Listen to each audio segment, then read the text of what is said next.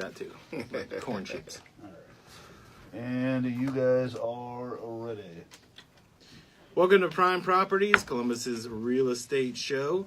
I'm Michael Morris, and with me is my good buddy Lou Willard. Lou, how are you? I'm doing well today. How are you doing? I'm good. I'm glad you came back on, because last time we talked about home inspections, and I feel like we went off on a tangent, but the reason I want you here is the research that had just come out recently. I think this plays right along with what you do for a living. Tell people again your company name and how they can get a hold of you. My home inspection company is Premier Property Inspections, and I can be reached at 614-638-2435 with that. The home warranty company is Home Service Plan of Ohio, or HSP. Office number there is 614-626-3984. Now, Lou, we kind of talked about last, I want to say it was before you went Christmas, to South Beach. Yeah, because you just came back from South Beach. You couldn't take allegedly, this weather. yes. Yeah, we're not going to say where you stayed, but you just didn't like the weather. So when we were talking about this, we kind of got into the crash of the economy and how the housing market was affected and how those shoddy homes that you have to go into now that were made 10, 15 years ago, how when you're finding that there are a lot of mistakes being made.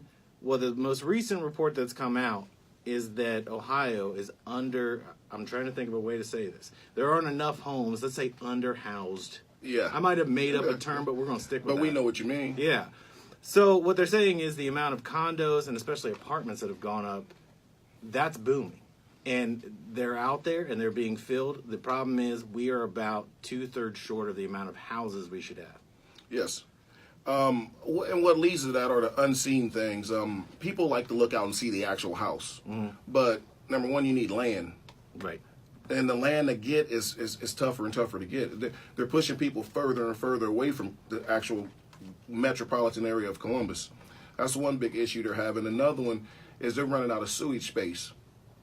Which is probably the bigger issue in the long run. You can find land, but if you can't find a way to get rid of your sewage, you're in trouble. Yeah, because what they've done, from what I understand and what I've been told, is the water treatment plant up on Morse Road.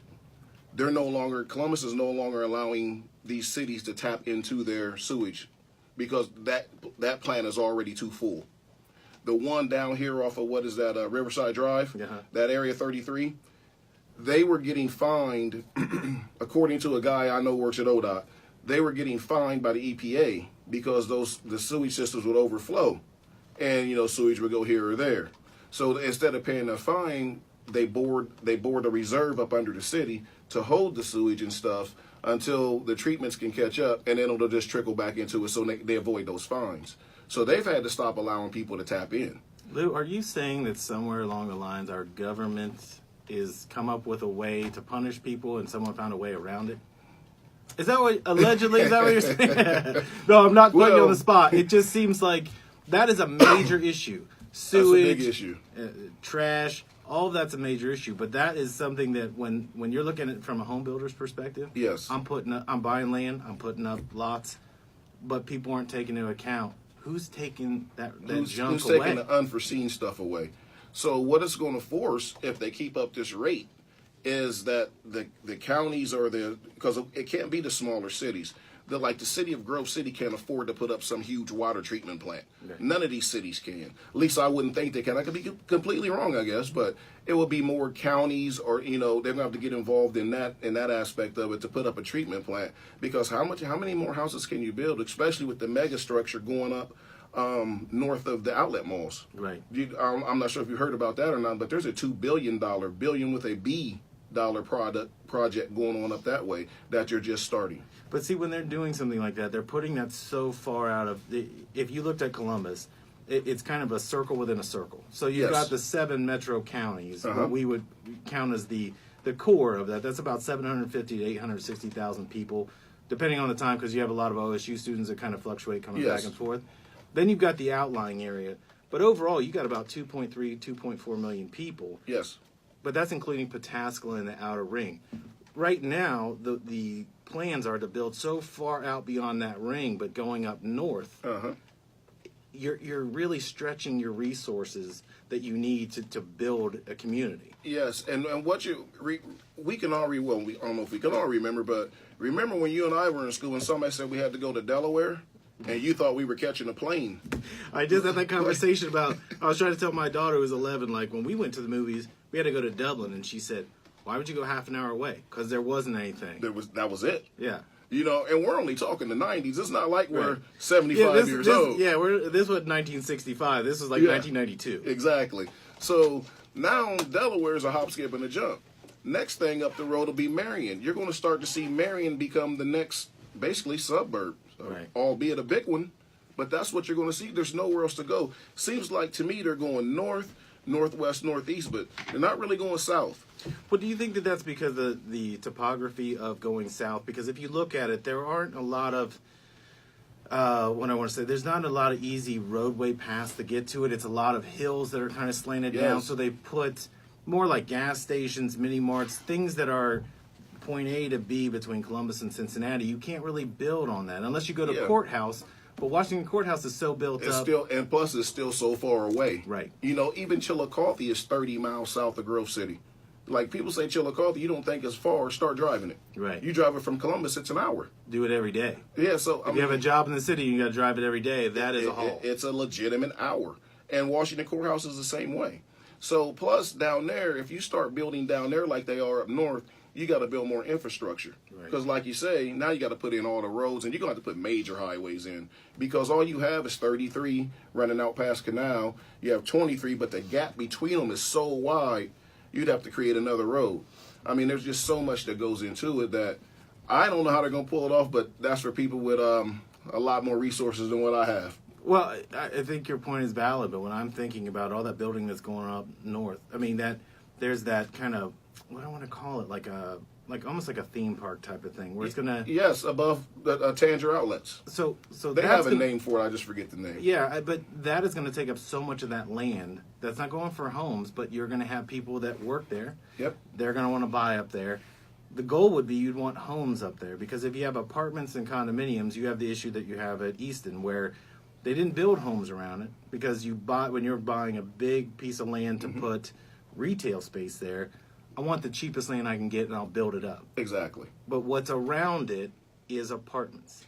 And as that starts to fall in quality of how people are taking care of it, then I don't want that apartment. It's not a safe area. Yes. And see, and that another thing that goes into it, like you touched on, the people have to come there and work. Well, this is basically going to be a theme park. You know, not a Cedar Point-ish theme park, but a theme park nonetheless. How much are they going to make? If you have somebody in there making $12 an hour, and I'm not knocking any wage. If you're willing to get up and work, you're willing to get up and work. But I can't see them affording the average house in the Delaware County area. Right. So therefore, they're going to have to commute. They're either going to have to come from Columbus or they're going to have to come down from Marion. Those are long commutes, especially if you don't have a reliable car. Even if you do, you got to be able to maintain your car now. Well, and unemployment in the last few years has been at such an all-time low number. Where are you going to get those people? So now I got to get the people that live in that area. Yes. But you better be able to pay the taxes. And as that land develops, you got school systems, you got upgrades and taxes. And on that salary, I'm afraid they won't be able to. I hope I'm wrong. But they're going to have to come out of Marion, which brings another problem because of the opioid crisis that they're having up there. You had a plant like Whirlpool who talked about they may have to close their doors because they were paying $20 an hour, but people fell on the drug test. And you know you got to take it going in. Right. And they would go in, take it, and they would fail. So they didn't have enough people. They're still open, and they're going to be able to keep it open. But at one point, they thought they may have to close it. So where are you going to get these workers from? So they're talking about trying to extend the COTA, Central Ohio Transit Authority, run the bus line up that way.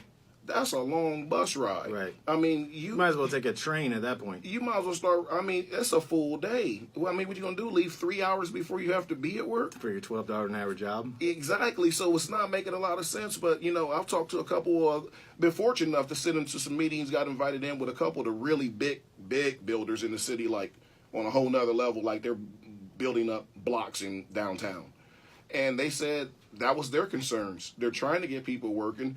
They're trying to get transportation back and forth for them, but it has to work out for everybody because now you have kids. Right. They can't leave 3 hours before their shift and still have kids. So they got a mess on their hands, but hopefully they can solve it. We've been around this long, so somebody smarter than me will figure it out. Well, I think it's like when you point out, we're 90s high school guys, and when you're looking at how New Albany or those places have built up. Yes. But the price of that area, like that was a place where you really made it if you lived in New Albany. Oh, absolutely. But now they've kind of made it so those areas where, if you look at the condominiums and apartments, they are right around the corner from those $800,000 million homes. Mm-hmm. Those people aren't very happy about it. Now, they're not going to go anywhere because where else are you going to go? Yeah, what are you going to do? You got your kids in school and all that. But if you want to send your kid to a New Albany school, which is why you want to be there, you got to pay the school to go there like it's a private school. Yeah, right? So what they've done up in that area, because New Albany is still so close, sits right above Gahanna, but there's also that pocket of the boundary that's still Columbus. So they stuck a lot of those apartments and stuff up in the Columbus area, so the taxes aren't that much. Right. So people can afford them. But you still have to take the taxes that you save and pay. Right. Yes. And you still have to be able to get in there because there's not that many of them to begin with, no. And you still have to get in them. I just remember when we were coming up, we knew we were going to high school because there was only one. There was one. Right? Yes. So now as you're developing these new communities, I lived in New Albany for like a 6-7 year period, and it felt very transient. It felt like everybody was like an implant.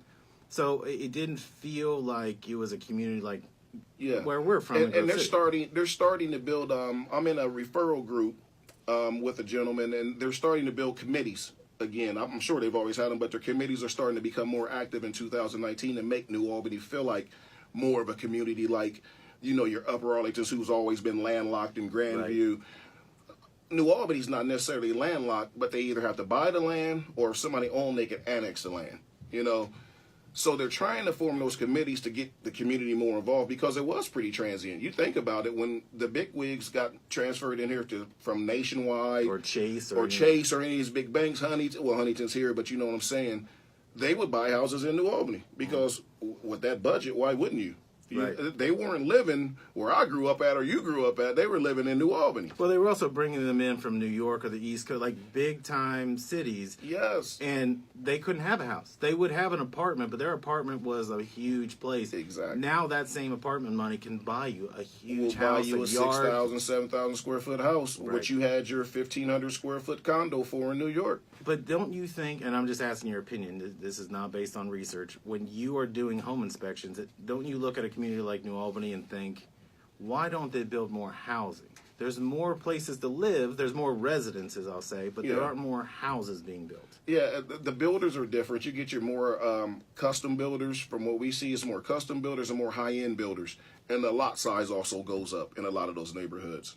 They do have their neighborhoods that have your standard. There's not many cookie-cutter neighborhoods. No, there's only a couple that I would say are, and I'm not naming the specific builder, but there were some in the, say, late 90s, early 2000s that were able to get in there, but those are not, they're in New Albany, but they're not annexed into New Albany. Exactly. They're not paying the taxes, but here's the strips of land that you can buy. They call that in the real estate world Columbus School or Columbus Taxes New Albany Schools. Right. You see that on the edge of every one of them. They have it in Dublin, Gahanna, Westerville, Worthington. It's all over the city.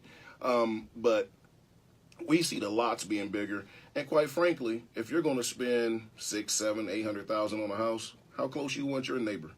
Oh, if I can't, I would have a dragon moat in front of my yard. I don't want any neighbors if I can afford it, and especially if I'm in New Albany. You'd never see me. The drawbridge would come down, I'd leave, and I'd come back. So you want to live like Tom Brady and Giselle? Oh, absolutely. So you got I want to live with Giselle. If it takes me getting that kind of house, I will do that. That's between you and Tom, huh? Well, I'll talk to him about it after the show. I don't think it's going to go real well. He'll be free after this weekend. But that's for another topic. That's for another topic. He'll have some time on his hands. But yeah, it's really interesting because like it's the total opposite way of where we live. We live downtown. Right. So there's no getting away from neighbors or the action. We live right in the heart of downtown. But isn't that why you wanted to live there? Oh, there had to be some incentive. I never said I wanted to. I've been married 24 years. Oh, I'm sorry. So, Mindy, did she tell you why you wanted to live there? Yeah, and I just said, yeah, that's cool. You seem that's like a how the whole thing went down. Yeah. I think that's how most guys end up in a house they're in, because anytime I've asked, what do you like about this house? Oh, she picked it. I just came for the closing. Yeah, I did. Listen, at the end of the day, don't matter to me where I live. I'm good with a closet. I don't care. I'm low maintenance. Not that she's high maintenance, but I just don't care. I like how you try to defend I her. cleaned it up. Yeah, I like it. Are we recording? We're definitely recording. She's going to hear this.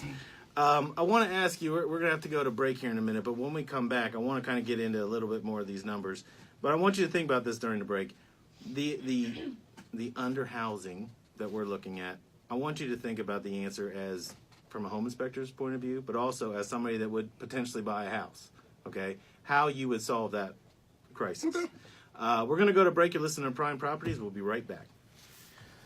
I'm not going to get real heavy into the numbers, but again, the projection is by 2050 they have to have this done, which I don't really understand because that only gives you, let's say that's 30 years. That's still, where are you going to find the land? You're still on that same issue. They got to figure out what to do with the older homes where the baby boomers are passing away. Well, what I want to know is, do you do what they do in Arlington? I buy the house, knock it to the ground, and build it back up. See, in Arlington, you have all those codes and things which you could talk about. But like in Grove City, I just want to knock that down and rebuild it. Cool, do what you want. And their codes are strict down there too. You just have to get all the necessary permits and you can do it. But it's hard to just flatten the whole neighborhood. But in reality, that's kind of what needs to happen. But you just can't boot the people out of their own stuff. Well, I think it's when you look at I can't remember the side road that by the park, why can't I think, Windsor Park. Okay, there's a side road, and when they wanted to build that handicap field, the dream field, they wanted to take the rest of that land to put parking. So they wanted to do like eminent domain. Oh, okay. It's in your pocket. Backpack? Oh. Yeah. Thought you meant your tray fund. There's Buzz right there. Someone said.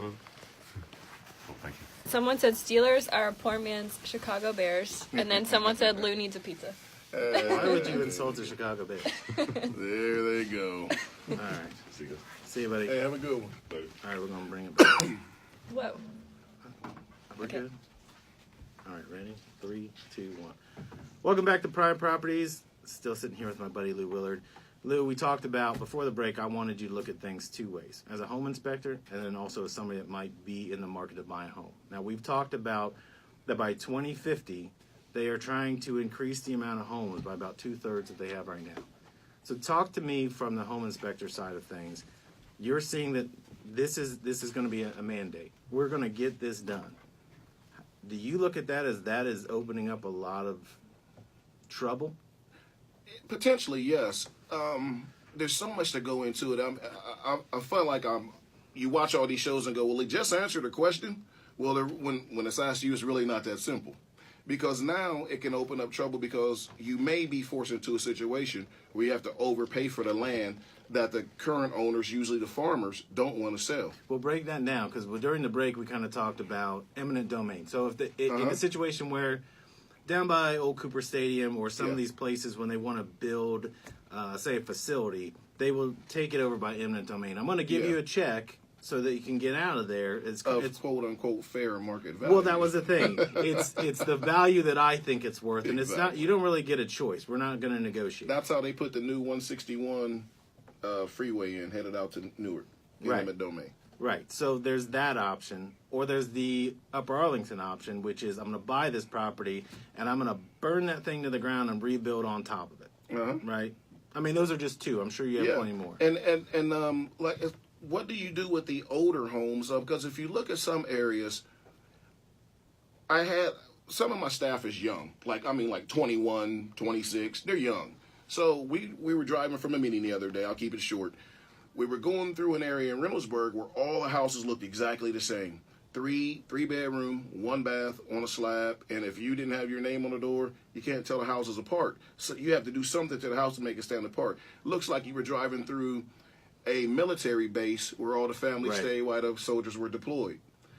So if you can somehow, but there's 1 or 2 houses in that same neighborhood where they did that. They tore down a house, put another one up. Now, it's not the gigantic house, but it's more of your 3 bedroom, 2.5 bath with a basement now. And they're taking these slab neighborhoods and they're tearing some down, making them basements. But if you're going to go and catch up to these numbers where we're so far behind, you're going to have to go to a farmer and overpay for the land, which is going to drive up the cost of the house just from the word go. Well, the question I have about getting farmland is they're getting paid subsidies already for that land. So It's not what am I getting for my crop yield. It is the government's paying me X amount to make corn for corn syrup that they're not even using. That's another cost on top of it. It's not the cost of the house and the land. It is the subsidy on top of it. Exactly. So what am I going to have to pay for that? Well, you're going to have to pay a lot more than what they're currently getting. Because why would they get rid of it when they got guaranteed money coming? When you cut them that check, that's it. Right. No more checks from the government for them. No more checks from you. They're out. So you got to hope you find people that's the baby boomer stage that's just wanting to get out. But typically, I don't know many farmers, but they've been grinding their whole life. That's all they know. Right. You don't see many of them selling. But they're trying. And you don't see them at Starbucks just reading a book. Like they got to be busy. They got to be busy, or they feel like they'll die because they've always been busy. Right. But I just don't know where they're going to get it. They're trying to go northwest. They were talking about doing that the eastern west out there past Dublin, Jerome, and all that stuff out there. They're building a big project up north. What's the company coming? Is it Google or? Google, no, Amazon. Amazon does Out there off of 161 out past New Albany. They're bringing some jobs in out there. But they're also bringing in people. And this is what's leading to this is where are all the people going to go? Because they're not going to move into these smaller suburbs and buy an older house because simply why would they? But see, that's why I think we're getting a lot more of these apartments coming up because it is people working for big retail places because they're not coming in from Chase anymore. If you look at a Chase, like they cut back so many jobs and they've kind of like, put 3 tasks on one person. So I'm not moving you around the country as much. But if you want to work for $20 to $25 an hour for an Amazon and you want to drive a route, you better get an apartment because that's not a full-time ride. You know what I mean? It's a fluid situation where you go a year and they might be wanting to ask you to move somewhere else. Right. So, or you were 48 years old with a banged up knee and you're delivering stuff door to door. That's not what you really want to do. Yeah, so you're out. But that's where I think the mass of these apartments and condos came in is it's more, if you look at the amount of people that are students and come here from other cities to, not so much to take, it's not a career, but it's like I want to try this in this area. This market is market 33 to 38, depending on the flow of people coming in and out. But as people are leaving other states, they come here because typically the weather's not that bad. Yeah. It's a nice place to live. It's clean. Everybody loves Columbus. I mean, it really is a nice city. I mean, it's a great city to be in. There's a lot to do. You have the Buckeyes, the Blue Jackets. You got the AAA team. You got so many museums and the new parks. They've redone all of that stuff. And they're building. But it's all downtown. It's all downtown. So you better live in the suburbs. And so you can go back and forth because there's not a lot of places downtown to live unless you have money. Yeah. And the events to do downtown are not expensive. But to live downtown, you have to make a decent income to be in the newer areas they're putting up. Some of the newer places are $500,000 for condos. Well, the thing around the corner from Nationwide Arena, I mean, it's amazing. Those big glass windows and all that. Yeah, I couldn't even let somebody let me in for $30 just to look around. I can't even get a showing. I tried to set up a showing. They told me no. They said, "Come on." I said I was just trying. So I mean, if anybody buying one need a home inspection, I'll do it free just to see them. Just to look inside. Just to look inside. But around that arena, they have built that. If you are somebody that has expendable income and you like the nightlife, that's what that was built for. Yes. But it's not built for if you got kids. If you have kids that have to go to school. Yeah, you don't want to be downtown with young kids. But I think that, we're in 2019 now. I think that was all built up over a 5 to 10 year period, trying to bring nightlife back. Trying to bring retail spending back to downtown. They still need more retail spending. They had I think it was about a year and a half ago, they had a boutique they would bring in on Sundays, leave it open, just see what kind of traffic they would get. My wife said it was always crowded. I don't go shopping. But they said they had a great crowd every time they brought it. So I guess they're trying to bring more storefront that's going to have that kind of stuff. They got it in the short north, but the short north is getting so pricey, they're forcing some of those people out, and some of them are coming downtown because they can still get the cheaper rents. It reminds me of, if you go to San Francisco, the Haight-Ashbury area. I went there specifically because I wanted to see where all that stuff took place between 66 and 68 and all that.